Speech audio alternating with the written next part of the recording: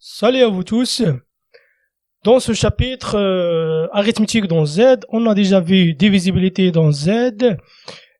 Aujourd'hui, on va voir plus grand commun diviseur et plus petit commun multiple. Et prochainement, les nombres premiers. Donc, dans cette section, on a déjà vu diviseur et multiple et aussi diviseur euclidien sur Z. Dans cette vidéo, on va commencer par une définition, algorithme d'Euclide, coefficient de Bézier, entier premier entre eux, théorème de Gauss, PPCM, résolution dans Z de l'équation AX plus BY égale à C, et enfin, plus grand commun diviseur de plusieurs entiers. Passons à la définition. Donc, on va commencer par l'introduction préliminaire.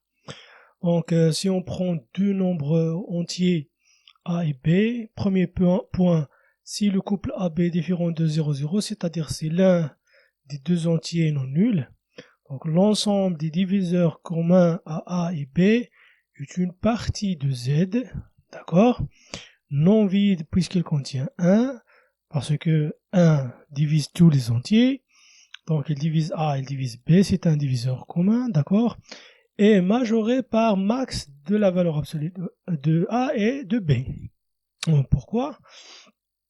Donc si on prend un entier non nul, B différent de 0, alors un entier D divise B implique que la valeur absolue de D inférieure ou égale à la valeur absolue de B, et par suite D inférieur ou égale à la valeur absolue de B.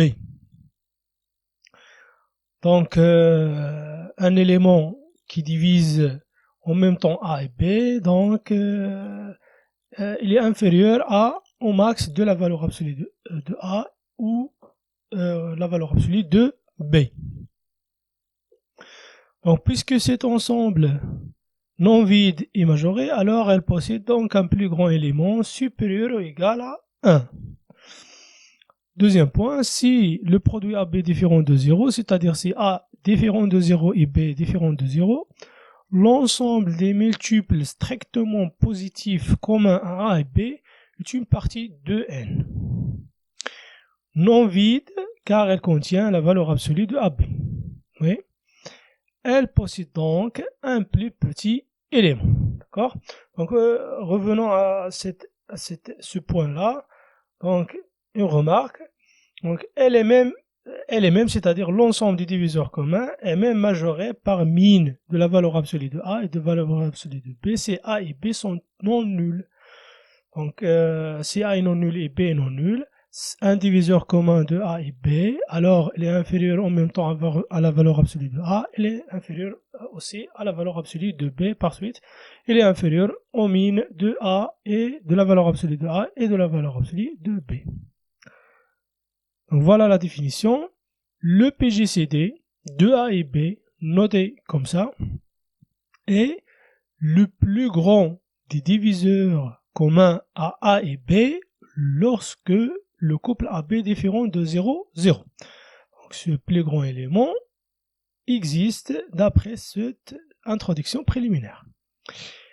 0 c'est non, c'est-à-dire 0 lorsque A égale à B et A égale à B égale à 0.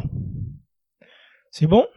Donc, deuxième point, le PPCM de A et B noté comme ça est le plus petit des multiples strictement positifs communs à A et B, lorsque le produit AB est différent de 0.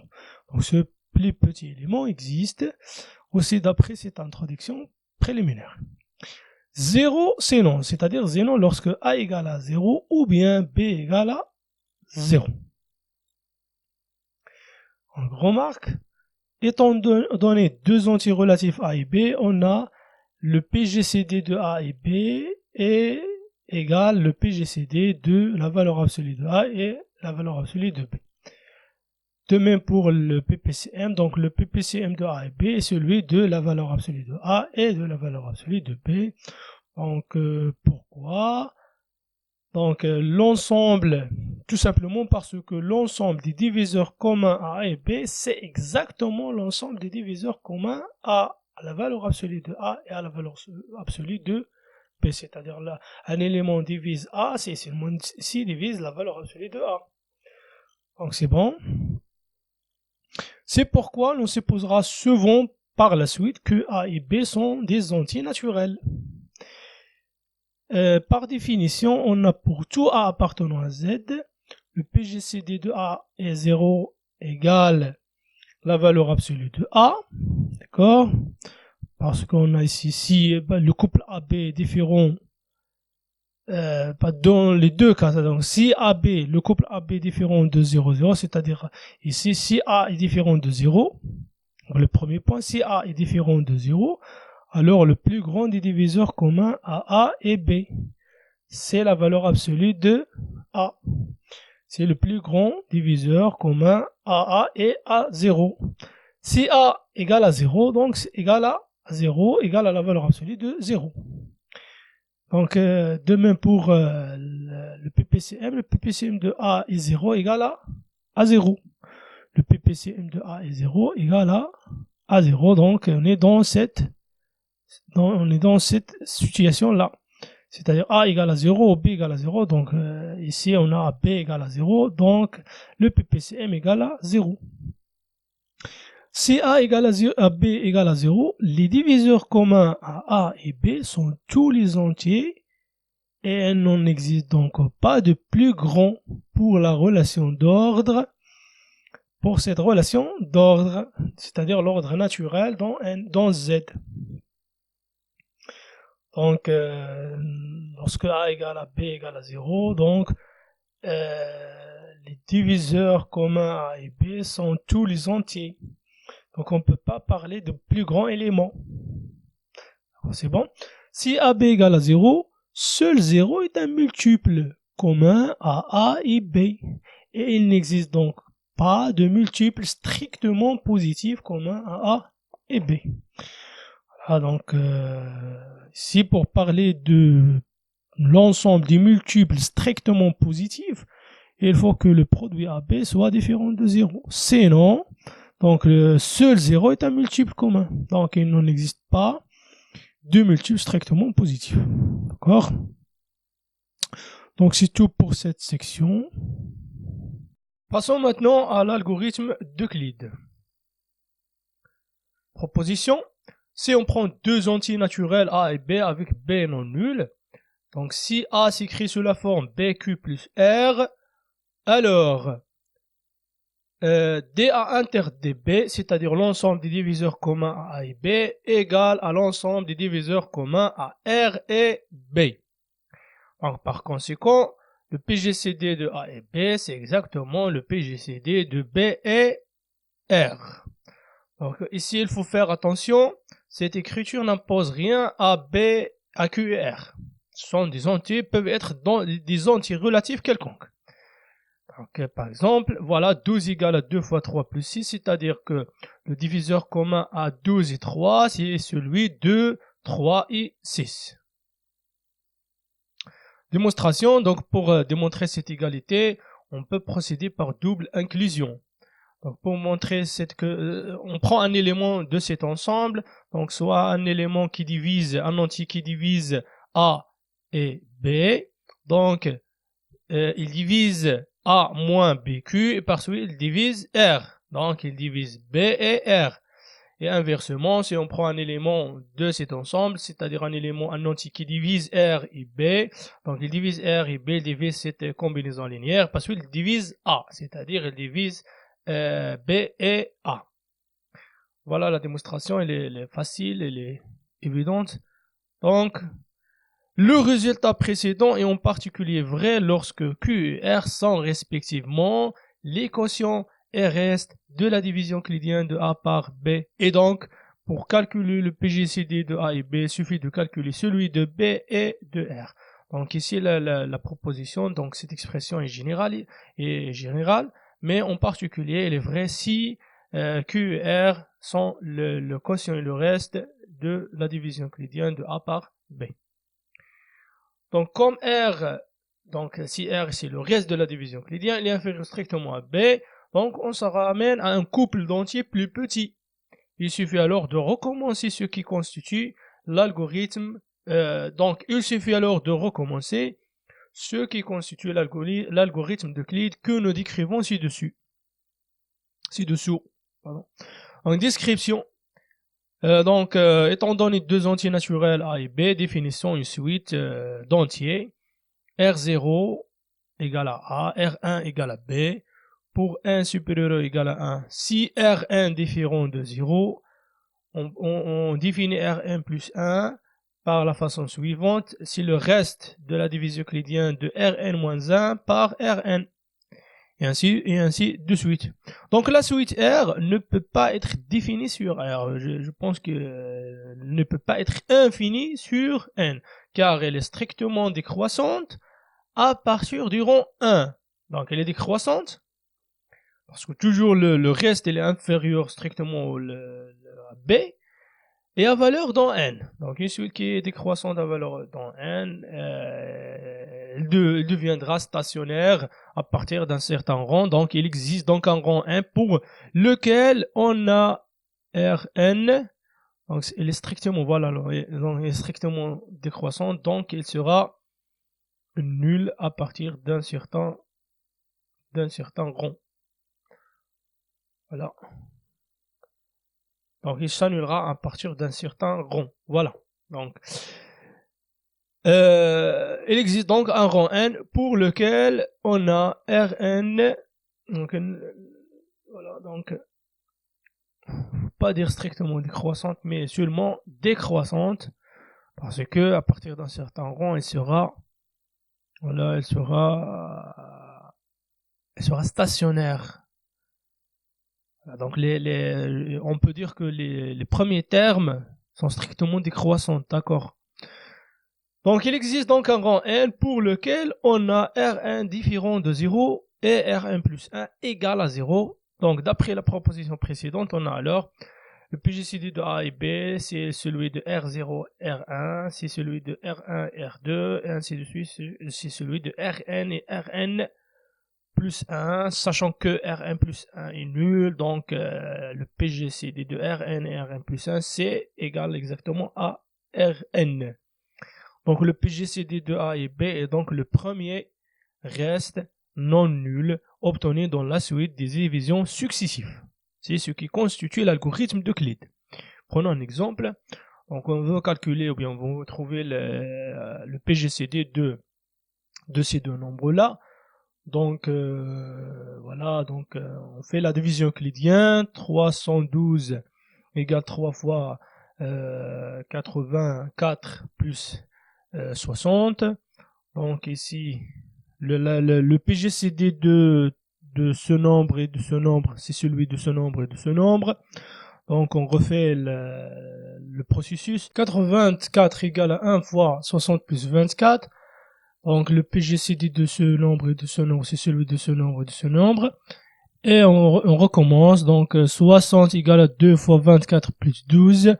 24 égale à 2 fois 2 plus 0.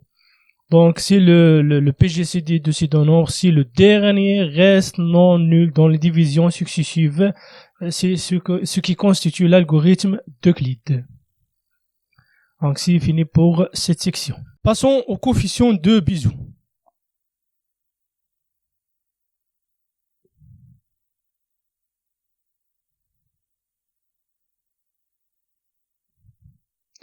Donc soit A et B, deux entiers relatifs. Proposition, il existe des entiers relatifs U et V tels que AU plus BV égale le PGCD de A et B. Un tel couple UV est appelé un couple de coefficients de Bézout de A et B. Premièrement, on n'a pas unicité de ce couple. D'accord? Démonstration. Donc, quitte à remplacer A par la valeur absolue de A et B par la valeur absolue de B, il suffit de traiter le cas où A et B sont des entiers naturels. Donc, ce qui signifie ça, c'est-à-dire même si A est négatif, on peut par exemple mener le signe de A à U. Donc, on aboutit toujours au cas où A et B sont des entiers naturels.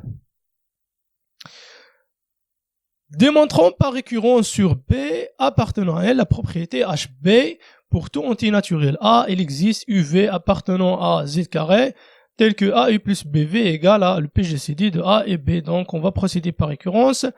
Donc pour B égale à 0, c'est-à-dire le cas où B égale à 0 est vrai car A fois 1 plus 0 fois 0 égale à A égale le PGCD de A et 0.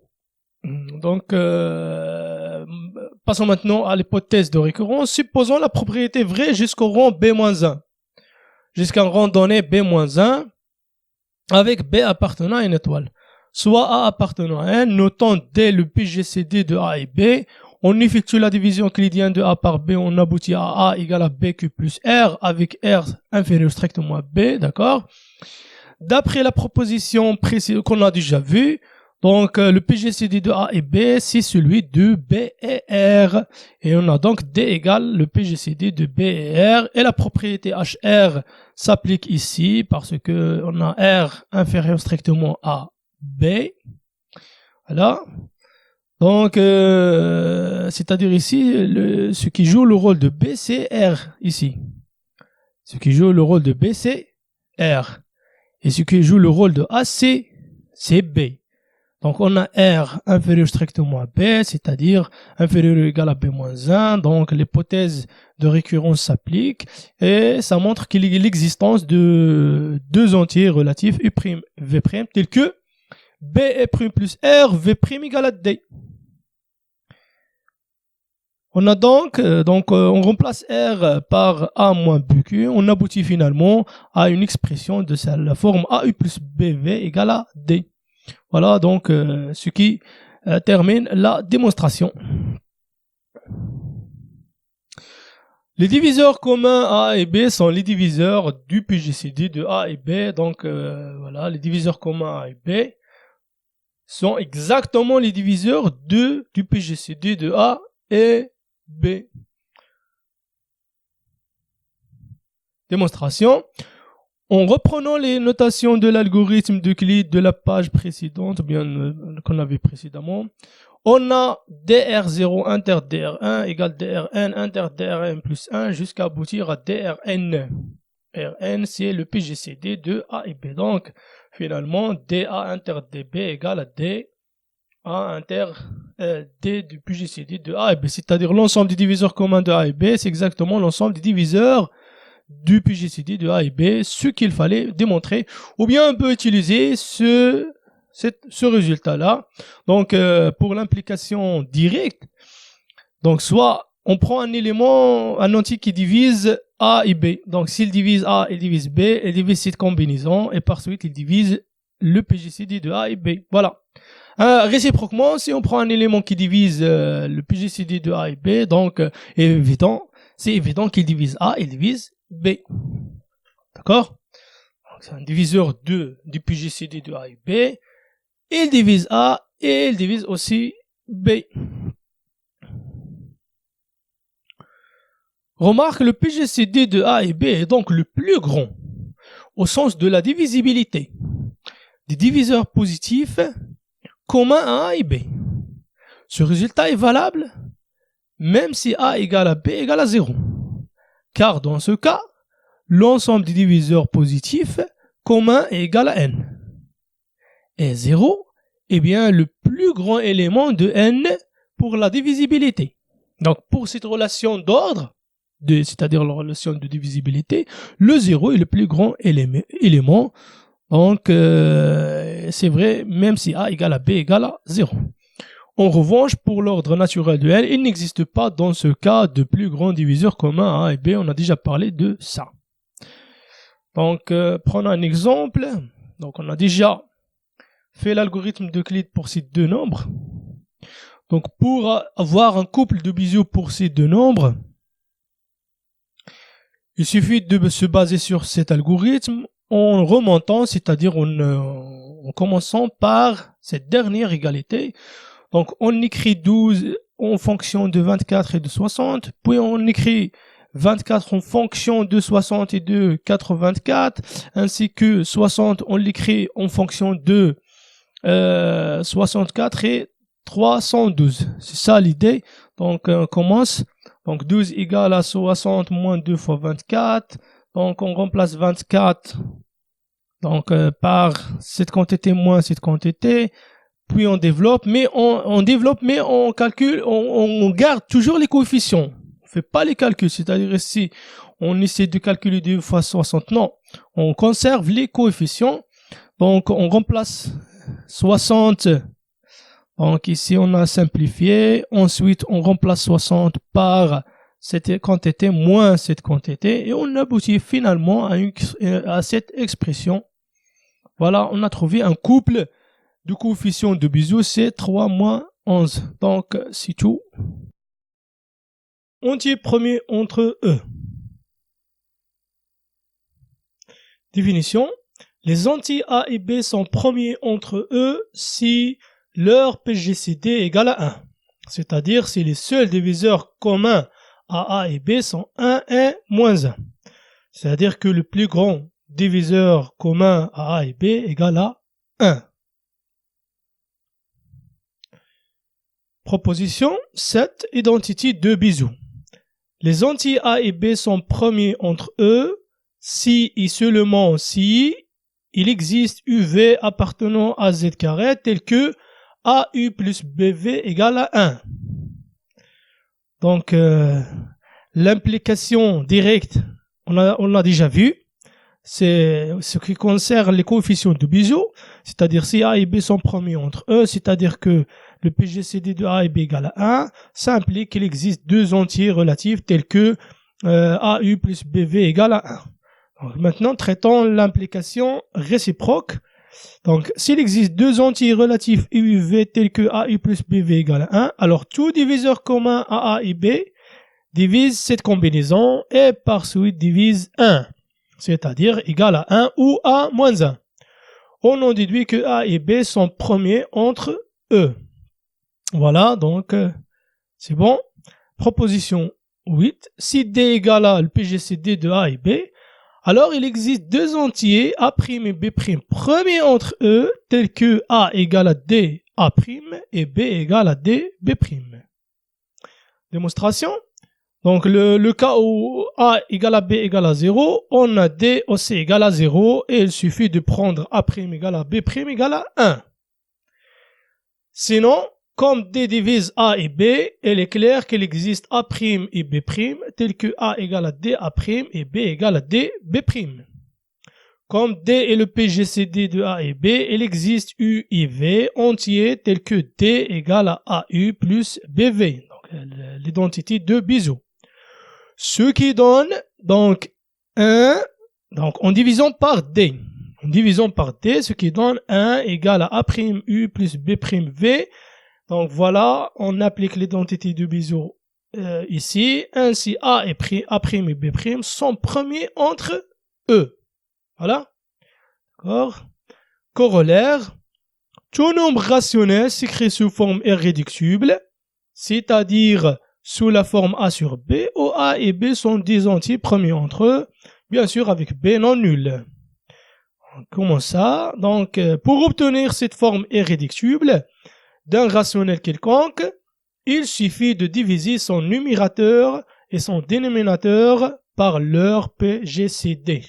Exemple, on a déjà vu que le PGCD de ces deux nombres-là, c'est 12, donc on divise par 12, ou bien on simplifie par 12, on trouve l'écriture irréductible de ce nombre rationnel. Voilà. Passons maintenant au théorème de Gauss. Théorème.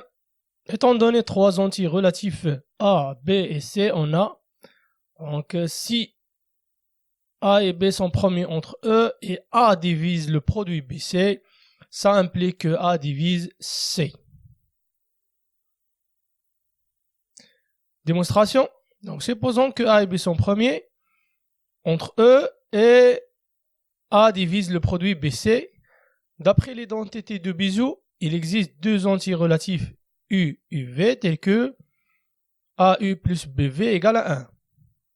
Ce qui implique, d'accord, en multipliant par C les deux membres, ACU plus BCV égale à C.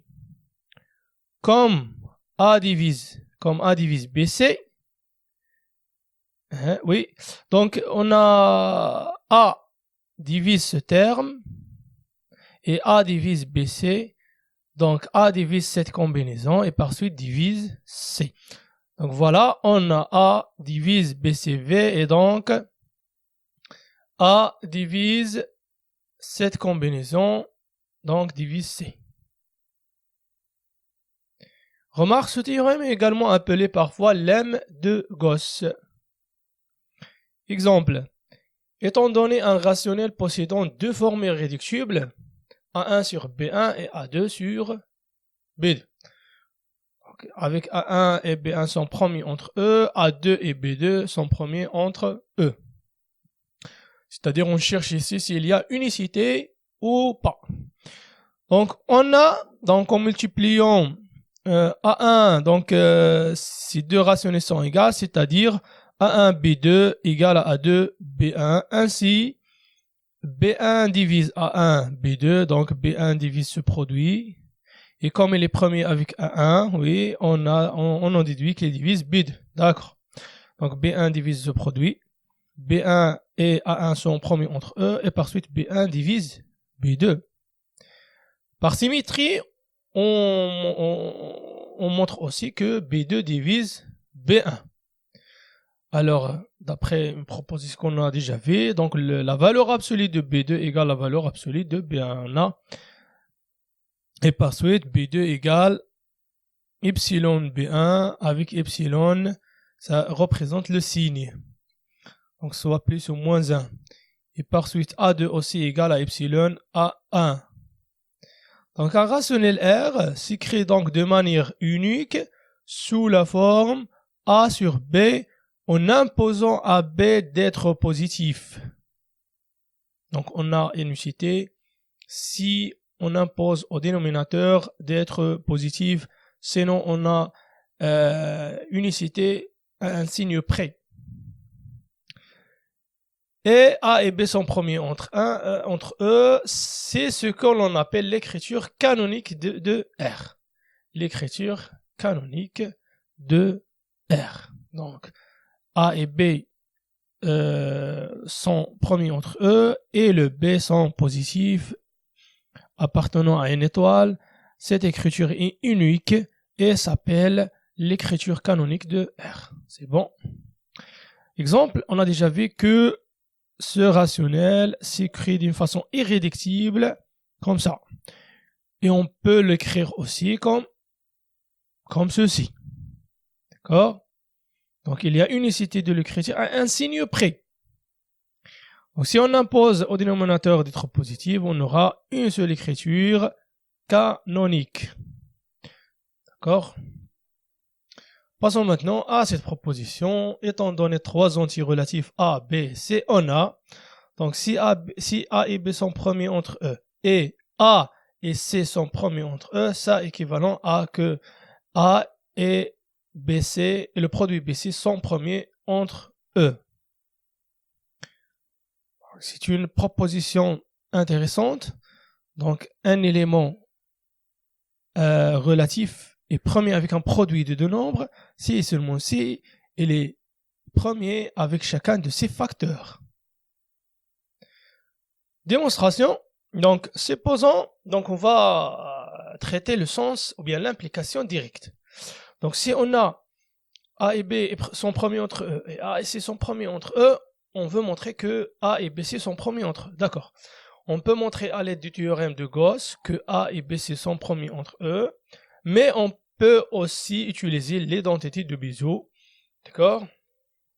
Donc, si A et B sont premiers entre eux et A et C sont premiers entre eux, il existe un quadruplet UV, U'V' d'entiers relatifs tels que on a une égalité AU plus BV égale à 1 et l'autre égalité AU' plus CV' égale à 1.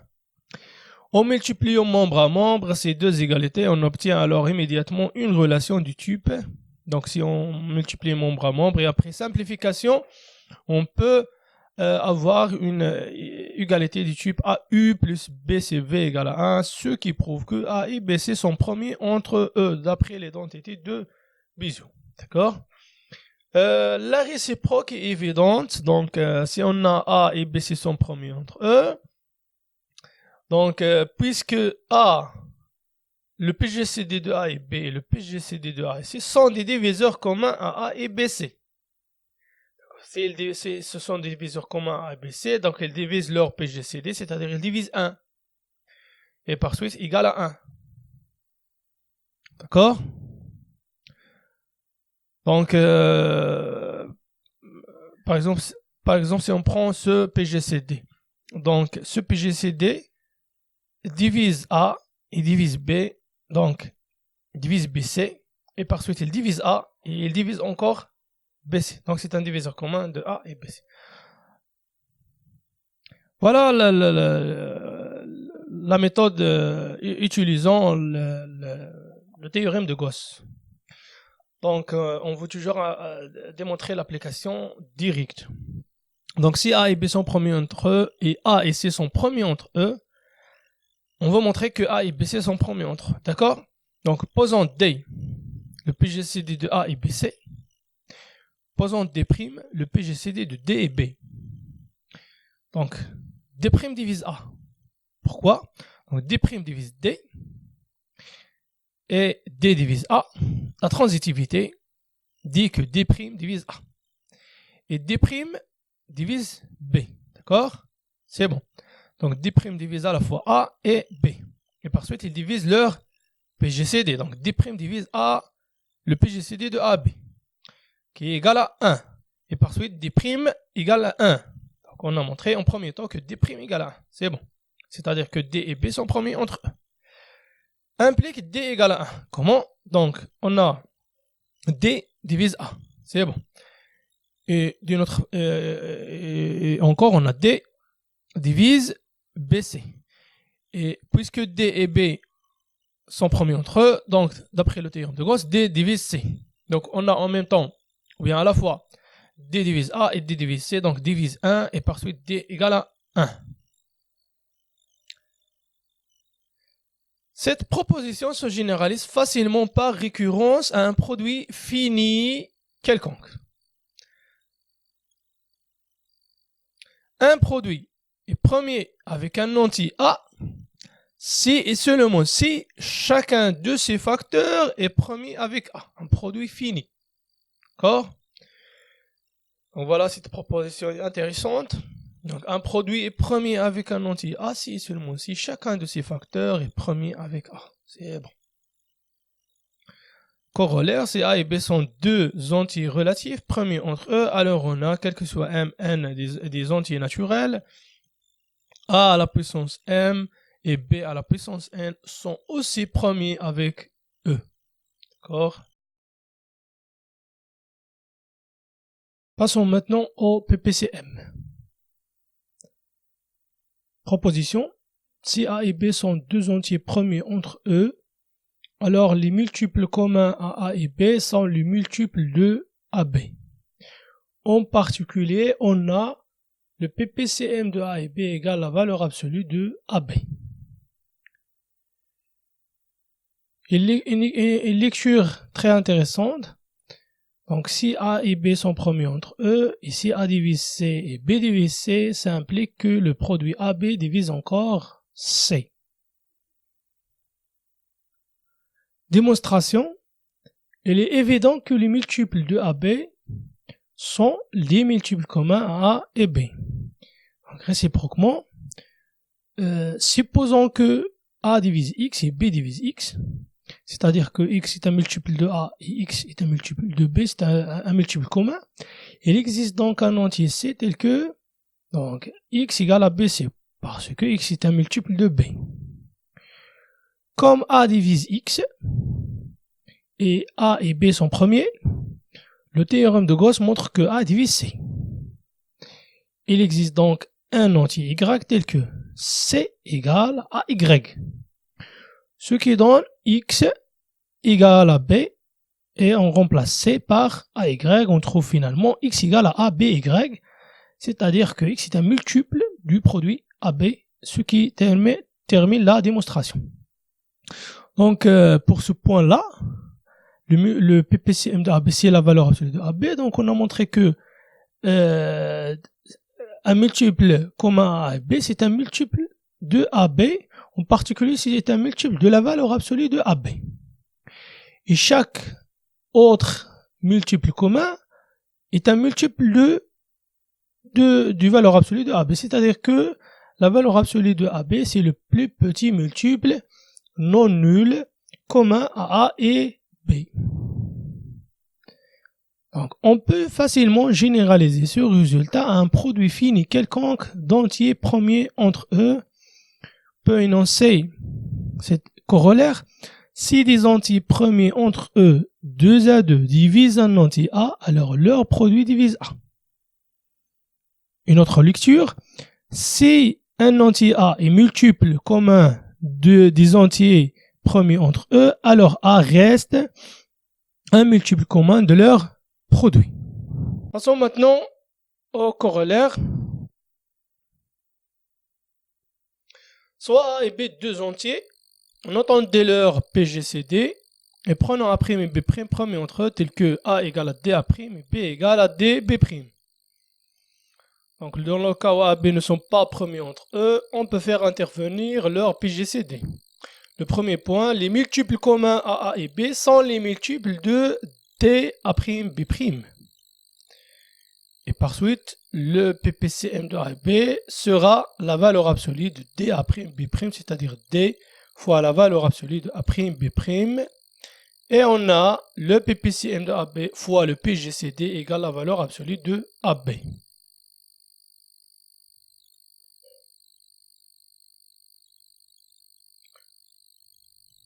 Démonstration. Donc pour ce sens, les multiples de DA', B' sont des multiples communs à A et B. Donc il est évident que DA', B' égale à B' égale à A'B. Donc c'est un multiple de A et B.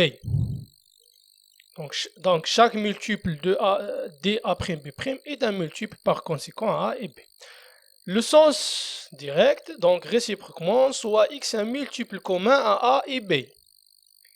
Alors x est un multiple de D. Et on peut écrire x égale à dx', avec x' appartenant à z. D'accord, donc on prend un multiple commun A et B, notons le x, donc x est un multiple encore de D, donc on peut trouver un x' tel que x égale à dx'. Donc on a ici A divise x, puisqu'on a dit que x est un multiple AA.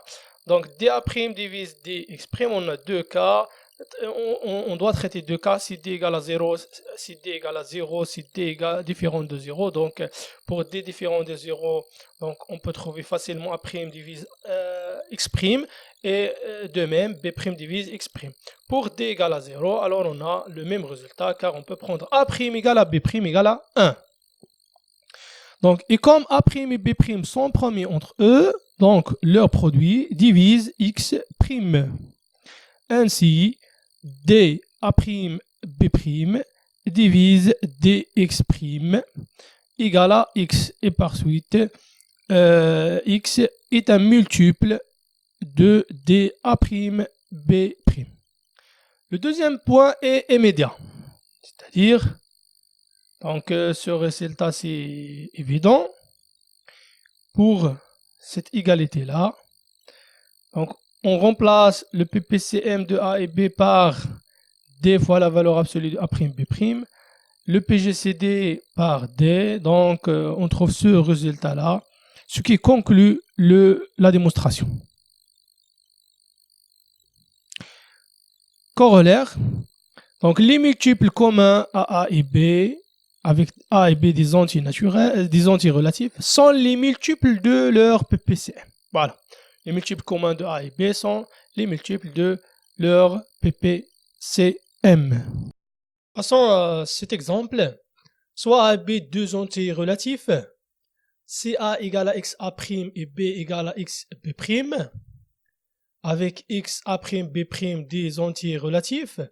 Donc ici, il faut faire attention que on n'a rien imposé sur x et A', ou bien, c'est-à-dire de dire que A' et B' sont premiers entre non.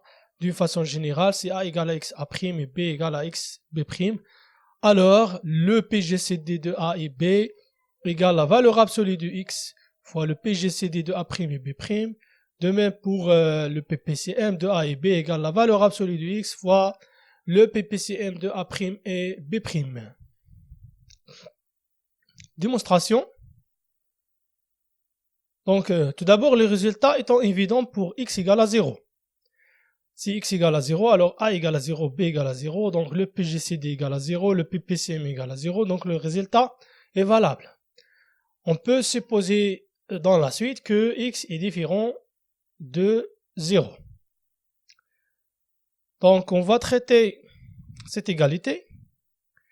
Tout d'abord, on veut montrer que ce terme-là divise ce terme. Donc, soit D égale le PGCD de AB et D' égale le PGCD de A'B'.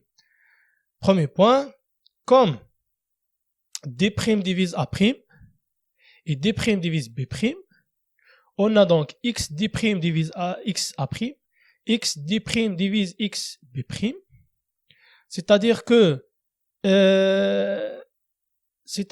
x D' divise A et x D' divise B. Donc, x D' est un diviseur commun à A et B, et par suite, x D' divise D. C'est bon.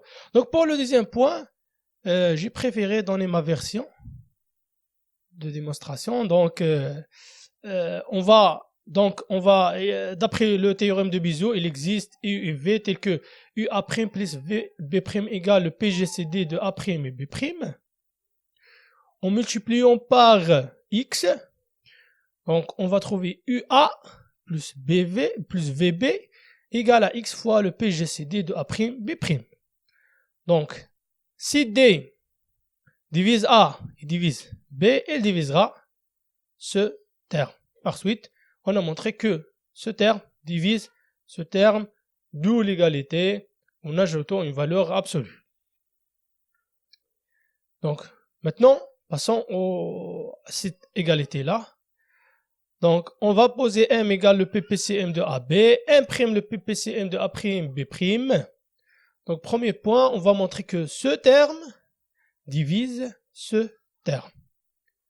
En d'autres termes, on va montrer que la valeur absolue de x fois le PPCM de A', B' est un multiple commun à A et B, par suite sera un multiple du PPCM de A et B.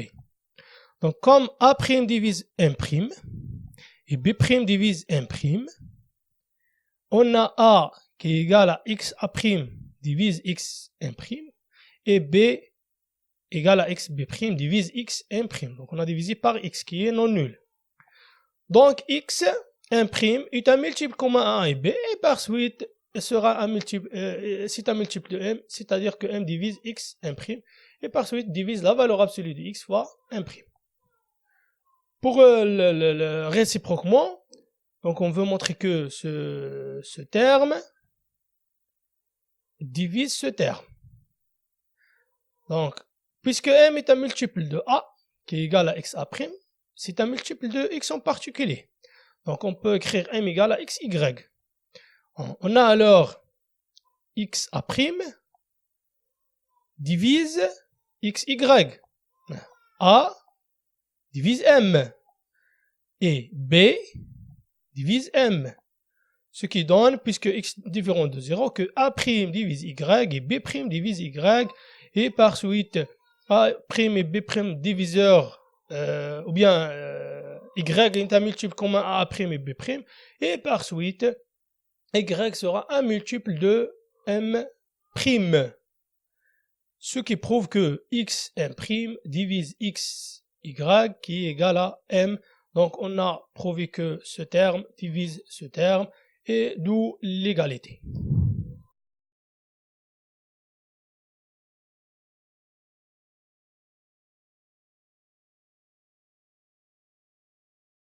Passons maintenant à la résolution dans Z de l'équation ax plus by égale à c.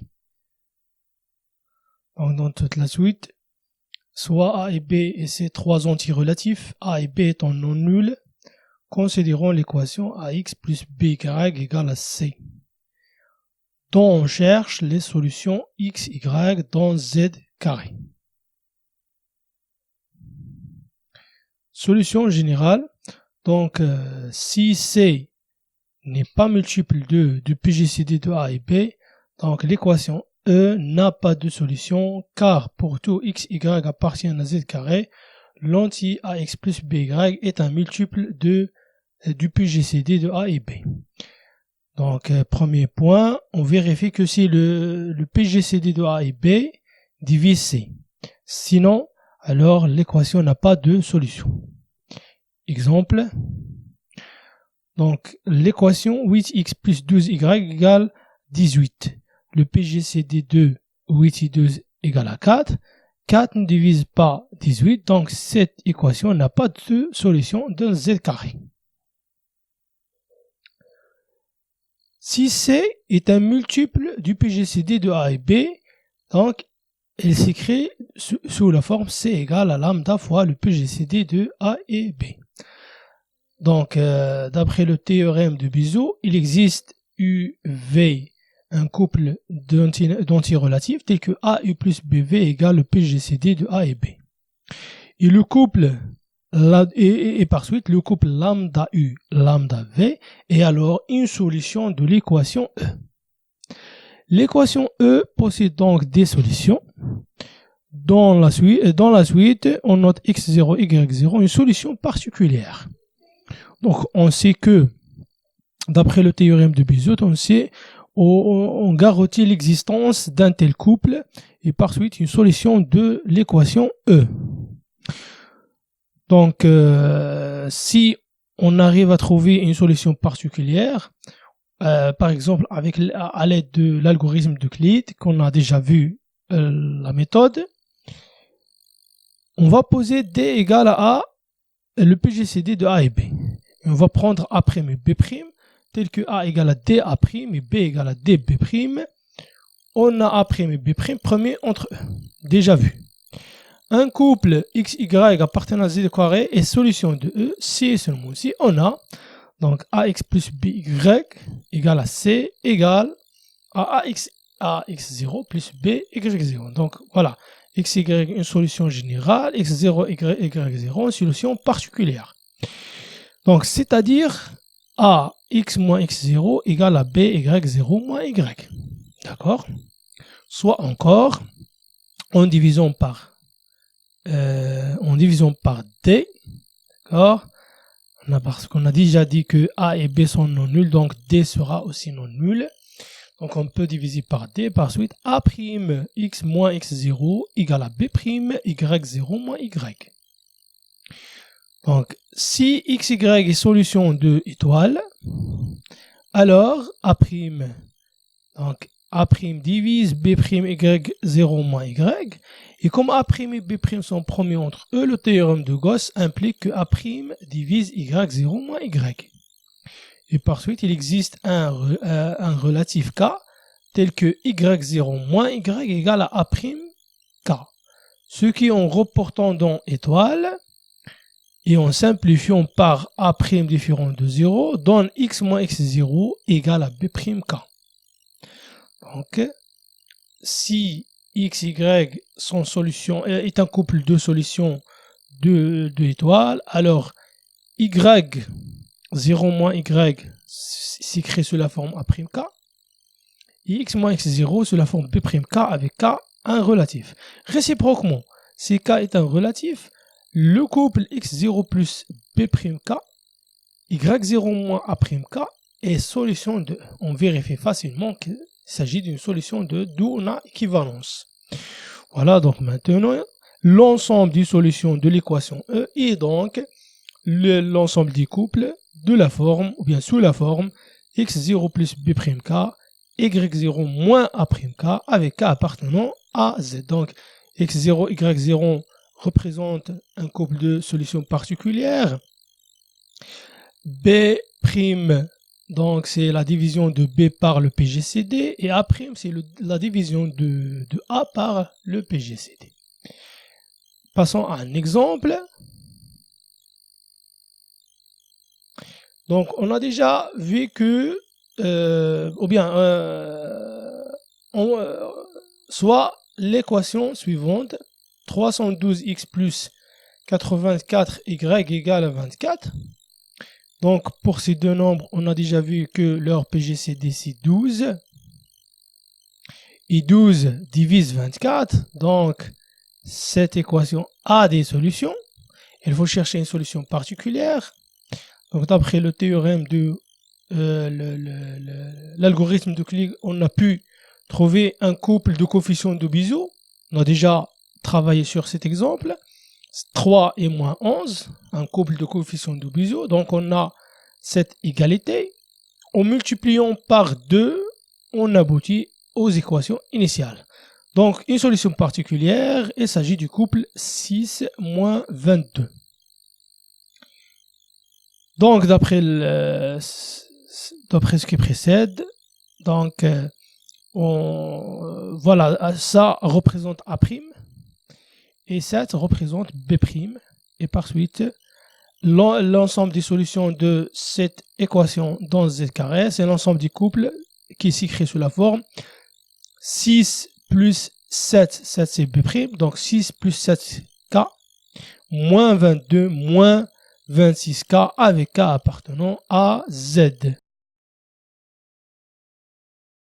Passons maintenant au plus grand commun diviseur de plusieurs entiers. Donc, on peut généraliser les propriétés du PGCD de deux entiers à une famille d'entiers relatifs finis. On appelle plus grand commun diviseur de la famille AK de 1 à P, l'entier est noté 1 à 2 jusqu'à AP défini par, donc le PGCD de ces nombres égale à 0 si tous les éléments sont égaux à 0. Sinon, c'est le plus grand au sens de la relation inférieure ou égale des diviseurs communs à tous les entiers AK et elle est alors supérieure ou égale à 1. Donc c'est le plus grand diviseur commun à tous les entiers. Il existe une famille UK d'entiers relatifs tels que la somme de UK AK de 1 jusqu'à P égale au PGCD de ces nombres entiers. Les diviseurs communs à A1, A2, AP sont les diviseurs de leur PGCD. Entiers premiers entre eux. Les entiers A1, A2 jusqu'à AP sont premiers entre eux dans leur ensemble si leur PGCD égale à 1. D'accord? Identité de Biot. Les entiers A1, A2, A jusqu'à AP sont premiers entre eux dans leur ensemble si et seulement s'il existe une famille UK d'entiers relatifs tels que la somme de UK AK de 1 jusqu'à P égale à 1. Donc pour ces propriétés, on peut les démontrer par récurrence. Remarque, des entiers premiers entre eux 2 à 2 sont évidemment premiers entre eux dans leur ensemble. La réciproque est fausse. Si le PGCD des nombres relatifs égal à 1, il se peut même que quel que soit I et G, le PGCD de A et AG est différent de 1. C'est-à-dire il se peut qu'on a des entiers relatifs premiers entre eux dans leur ensemble, mais ils ne sont pas premiers entre eux 2 à 2. Comme le prouve l'exemple des entiers 6, 10 et 15, donc sont premiers entre eux dans leur ensemble, le plus grand commun diviseur à ces trois nombres est 1, mais 6 et 10 ne sont pas premiers entre eux, 6 et 15 ne sont pas premiers entre eux, 10 et 15 ne sont pas premiers entre eux.